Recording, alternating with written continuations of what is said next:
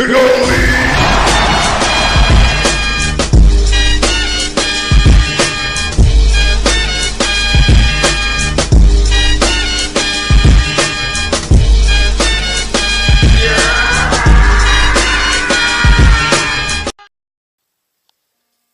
à tous, aujourd'hui on se retrouve pour la présentation d'une nouvelle réplique Airsoft, donc qui n'est pas à moi mais que je peux vous présenter aujourd'hui.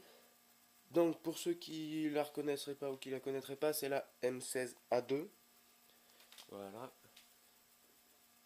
on peut le voir assez bien ici. Donc cette M16A2 est fabriquée entre autres par Classic Army, revendue des fois par Cybergun ou par Classic Army.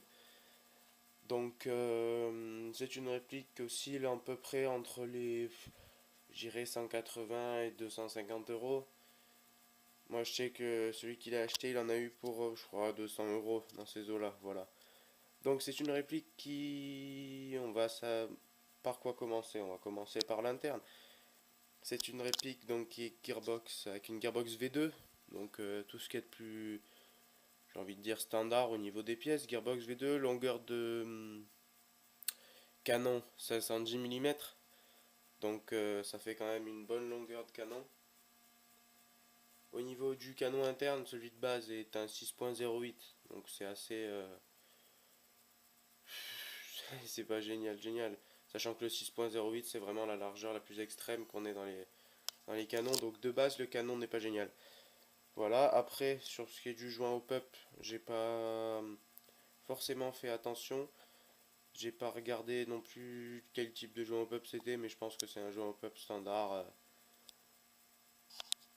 Voilà, donc je vais vous montrer comment on le règle ce joint au pup. Voilà, donc comme sur tous les systèmes de M4, vous avez la petite trappe. Voilà. Une fois que cette trappe est ouverte, vous avez votre cache-culasse. Et quand vous venez tirer ça par derrière, vous avez là la petite molette pour régler votre hop-up, donc au bas, comme sur toutes les AEG à peu près.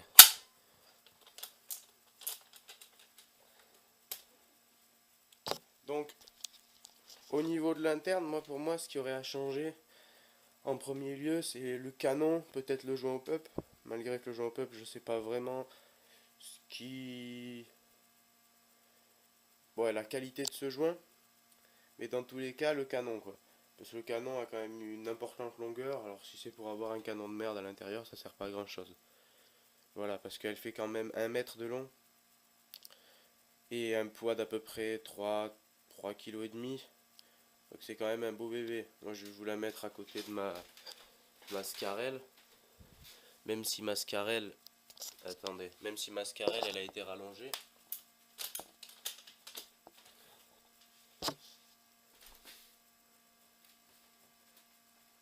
Ça c'est, voilà, ça c'est la taille d'une Scarel rallongée, donc on a quand même bien un bon 10 cm de différence au niveau du canon. Pareil, mon mascara, voilà, doit être à peu près 450 mm de canon. Et là on est quand même sur du 510, donc on a une vraiment bonne longueur de quoi. Donc j'en viens à, je dirais, la fonction principale de ce genre de réplique. Faire une réplique d'anti-snipe, voilà. Donc moi c'était le but de celui qui l'a acheté. Mais dans le délire, cette réplique serait parfaite pour l'anti-snipe. On a une crosse qui est fournit un très bon appui. On a une longueur de canon importante. Des rails qui permettent de fixer pas mal d'accessoires. On peut monter facilement une lunette. Franchement, elle a moyen de faire un bon anti-snipe. Après, au niveau du canon d'origine, au niveau des organes de visée d'origine, fournis avec la réplique M16A2 Classic Army, on a une hausse qui là n'y est plus, et une mire qui n'y est plus non plus. On l'a virée parce que la mire, sinon on pouvait pas mettre forcément de lunettes ou quoi que ce soit. Donc en fait cette mire, j'ai pas l'impression que de base elle soit vraiment conçue pour être enlevée, parce que nous il a fallu qu'on éclate de rivets qui venaient se fixer dans les deux encoches que vous pouvez voir en dessous du canon. Donc pour enlever la mire, c'était pas vraiment facile. Alors après, on en arrive à un autre petit détail, c'est la finition de la réplique dans le cadre général. Moi j'ai trouvé cette finition, elle est pas mal, mais oui, ça pourrait être mieux. Après, pour une réplique de cette gamme, c'est pas mal. Déjà au niveau d'avoir les marquages sur les rails, on a pas mal de marquages sur tout le rail. On a des marquages, même s'ils sont pas gravés, safe, semi-auto, donc sélecteur de tir, classique army. Et de l'autre côté, on a des trucs un peu plus intéressants.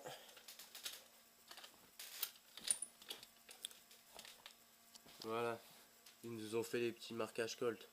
Colt, voilà, Manufacturing, Colt Company, Safe Semi. Voilà, le sélecteur de tir qui n'est pas ambidextre. Mais je sais pas, mais peut-être qu'il y aurait moyen de l'interposer de l'autre côté. À voir. Moi, personnellement, comme je suis droitier et que je vais osciller, c'est pas très gênant, mais je sais vraiment pas si ça se fait, s'il y a moyen de le faire. Au niveau des chargeurs, il emporte n'importe quel, enfin elle, cette réplique, emporte n'importe quel chargeur de M4. Donc du chargeur de M4 long, standard, voilà, donc de cette forme, qui, ma foi, ça a un avantage d'avoir une grosse capacité en billes, mais que je trouve pas forcément esthétique. Pour ce genre de réplique, le but ça aurait été de la faire ressembler au maximum à un AR-15, à un DMR, un AR-15. Donc moi je préconiserais plutôt des chargeurs courts, M4 courts, un peu tactiques pour qu'on ait... Voilà, là on a vraiment un meilleur... je trouve un meilleur rendu final de la chose. Là, on a plus un DMR, quoi. Après, il reste le canon. Au niveau de la portée d'origine, on doit être aux alentours des 50 mètres. 50 mètres, une joule 4 et quelques. Elle tape à 380 fps. C'est pas mal, c'est pas mal, c'est pas trop mal. Au niveau de la puissance, je pense qu'il n'y a pas grand chose à changer. 380 fps, c'est largement suffisant. Mais voilà, c'est vraiment au niveau, moi je trouve, de la précision qu'elle prêche un peu. Il y aurait moyen d'améliorer la précision et la portée en changeant le canon. Donc après le canon à voir, canon rayé, canon précision 6.03, ce genre de choses quoi. Voilà donc pour la customisation, moi ce que je conseille vraiment sur ce genre de réplique, c'est de rajouter un bipied pour pouvoir tirer un peu de loin, une lunette type ACOG, type lunette de snipe. Après, chargeur court, je trouve que c'est plus pratique déjà pour poser la réplique, c'est plus pratique quand on est allongé, et c'est surtout plus esthétique pour sur ce genre de réplique assez longue quoi. Sur une M4 je dis pas, mais sur ce genre de machin assez long, c'est quand même plus esthétique. Au niveau donc de la batterie, on est sur de la 9.6. Bon là c'est une 1006, mais c'est pas préconisé, c'est 9,6 volts. Pas plus et pas forcément une 8.4 moins, parce que c'est une réplique qui, ma foi, prend bien la 9.6, ça lui donne une bonne réactivité. Voilà, elle a une détente qui a ma foi pas beaucoup de... Ce qui est pas mal, c'est qu'elle elle a pas beaucoup de... Comment dire Comment on appelle ça déjà? Elle a pas beaucoup de trajets à faire, on va dire, entre parenthèses, avant de tirer. C'est une détente assez courte. Voilà, c'est le mot que je cherchais. Elle est assez courte, donc il y a moyen d'enchaîner. Donc si on n'a pas une 9.6, il n'y a pas une grande utilité. Donc la gearbox, comme j'ai déjà dit, c'est une V2 qui, ma foi, pour l'instant, a l'air plutôt résistante. Elle tient le coup. On a un léger jeu au niveau du rail du bas. Alors est-ce que ça pourrait se régler? Pour l'instant, j'en sais rien. Donc la réplique de base est livrée avec sa hausse et sa mire de protège-rail. Donc un de chaque côté qu'il a mis comme ça, lui, mais pas forcément ce que j'aurais fait.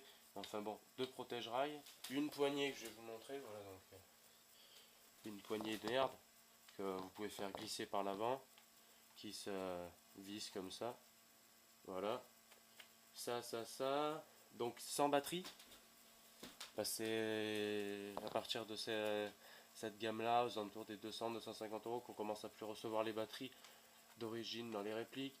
Et je sais même pas s'il y avait un sachet de billes avec, j'en sais rien ça. Tige de débourrage, toujours. petit débourrage d'ailleurs qui fait une bonne taille, ben, pour la longueur du canon. Et voilà, au niveau de la stockage de rangement de la batterie. Donc la batterie, on a juste un petit clapet, voilà, et on vient foutre notre batterie là-dedans, quoi. Le problème majeur c'est qu'elle est vachement grande, la crosse étant vachement grande, la batterie a tendance à se balader et faire un gros bruit en fait. Donc faut essayer de la caler avec du chiffon, des conneries comme ça, voilà, pour pas qu'elle bouge. Mais sinon dans l'ensemble, ce qui est pas mal, c'est qu'on a une grosse capacité de rangement sur cette batterie. Et ça c'est pas mal pour pouvoir mettre, même ranger quelque chose. On peut ranger une deuxième batterie, je pense, dans la crosse. Voilà, donc c'est à peu près tout ce que j'aurais à dire sur cette réplique. Je vais voir à vous faire un test de tir, sachant que c'est pas sûr, mais on verra s'il y a un test de tir à la suite de cette vidéo, c'est que j'aurai trouvé le temps de le faire. Et je vous dis donc à la prochaine pour une nouvelle vidéo d'Airsoft ou autre. Salut à tous, aujourd'hui on se retrouve dans... Enfin aujourd'hui, pourquoi je dis aujourd'hui? Putain, je suis con. Et oui, parce que c'est pas tout le même jour. Donc aujourd'hui on se retrouve pour le test de tir de la M16A2. Faut que j'arrête de dire aujourd'hui. Parce que du coup je vais le coller avec la vidéo que j'ai faite il y a une semaine. Enfin bref. Donc on est là pour le test de tir de la M16A2. Donc premier passage, test de tir à 20 mètres. Il y a un peu plus de 20 mètres, il y a un peu de vent. Je suis debout mais je pense pas que ça gêne trop.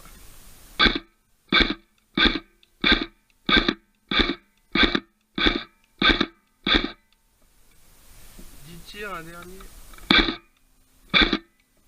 C'est pas trop à cette distance qu'on attendait les limites, mais bon, il fallait quand même que j'en fasse un test de tir à 20 mètres, donc comme vous avez pu le voir, c'est plutôt concluant. On touche coup sur coup à 20 mètres sans grand étonnement. Si avec un canon de 510 mm de long, on touchait pas coup sur coup à 20 mètres, on pourrait commencer à se poser des questions sur les réelles qualités de cette réplique. Bon, ben, je vous retrouve tout de suite pour un test de tir à 35 mètres.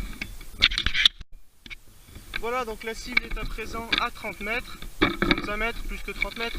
Il y a un peu de vent, mais je vais quand même rester debout pour l'instant. Pas se mettre au bipied, je pense pas que ça en vaille la peine. C'est parti.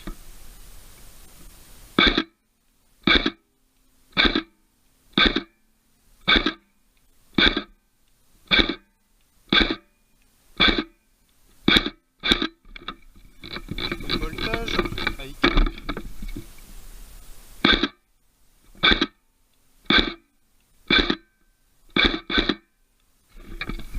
voilà, bon, on peut constater qu'on touche sans trop forcer.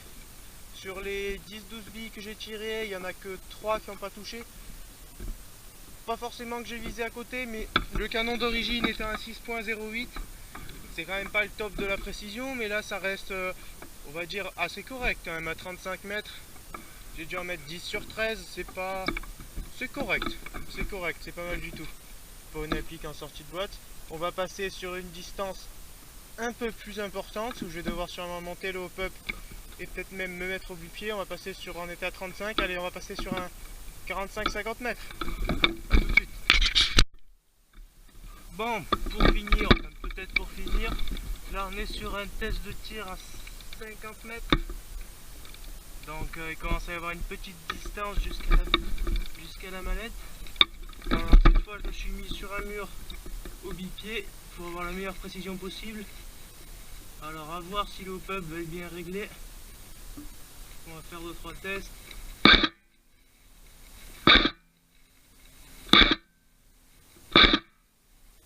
On compte de faire. Tac, je l'ai touché, mais il y a un peu trop de... On va en tirer un peu. Tac. Ça, on est pas aux limites de la réplique, en niveau de portée, je pense que peut tirer encore un peu plus loin. C'est le stade où les billes commencent quand même à tomber sévèrement. Ah, touché.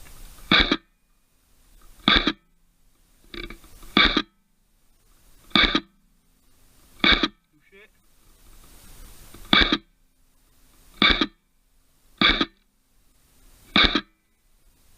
Et touché.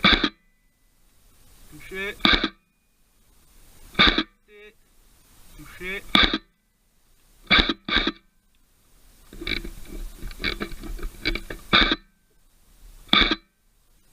Ah, c'est la faute d'être précis avec le biff.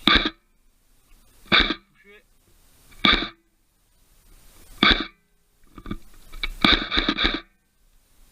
Toucher une fois sur les trois. Bon, alors à 50 mètres, on touche une fois sur 3, on va dire, à peu près. Une fois sur 3. Pas forcément dû au manque de portée, malgré que quelques billes tombent avant. Par un effet qui m'est inconnu. Je sais pas pourquoi il y en a qui vont plus loin, d'autres qui tombent avant. Peut-être que l'effet au peuple. J'ai l'impression que le joint qu'il y a dedans n'est pas génial en fait d'origine. Et à voir, à peut-être le changer, ce joint au peuple qui a pas l'air de trop faire le taf. En fait, moi j'ai, avec les répliques que j'ai et Tanyo Kobe, j'ai l'impression que la bille flotte beaucoup plus. Là j'ai réglé le hop-up de manière à ce qu'elle monte d'un coup en fait. La bille monte d'un coup et retombe au niveau du point. Mais du coup on perd toute précision. Voilà, on perd pas mal de précision de près quoi si la bille monte au-dessus du point rouge au début. Donc peut-être à trouver un meilleur jeu hop-up. Après au niveau du canon, c'est vrai qu'il faut remettre en cause que le 6.08 c'est quand même pas le plus précis quoi. Les canons de 6.08 ça fait quand même large, on a quand même une imprécision en sortie de bouche. Je dirais que ouais, des fois en tirant au milieu de la valise, il y a une bille qui passe 30 cm à gauche et l'autre 30 cm à droite. Je dirais qu'à 50 mètres, des fois entre deux billes on a à peu près 60 cm d'écart. Entre là où elles vont tomber, même sans le vent.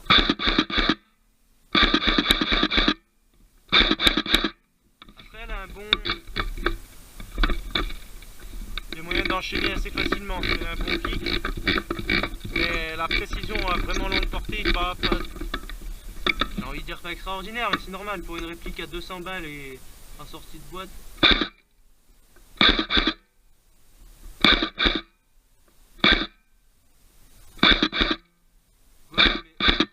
Honnêtement, le joint au pub, avoir à le changer, le canon d'origine, à le changer aussi, le canon d'origine. Parce que le canon d'origine, on va faire un test en full auto pour voir un peu si à 50 mètres on arrive à avoir un groupement à peu près correct. Au niveau de la portée max de la réplique, je pense qu'on va se situer aux alentours des 60 mètres. Portée max, pas portée. Je dirais que la portée maximum utile, on va dire, entre parenthèses efficace, elle se situe entre 45 et 50 mètres. Pas plus. Pas plus, parce qu'après elle est quand même assez imprécise à vraiment longue distance.